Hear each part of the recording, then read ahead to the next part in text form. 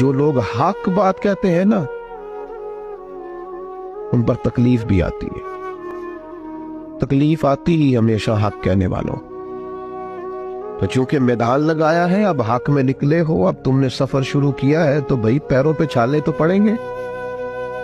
سفر کرو گے تو تھکاوٹ تو ہوگی، کوئی رستہ طے کرو گے تو گرد تو پڑے گی، اگر کسی سمت تیز دوڑو گے تو مخالف سمت سے ہوا تو تیز آئے گی۔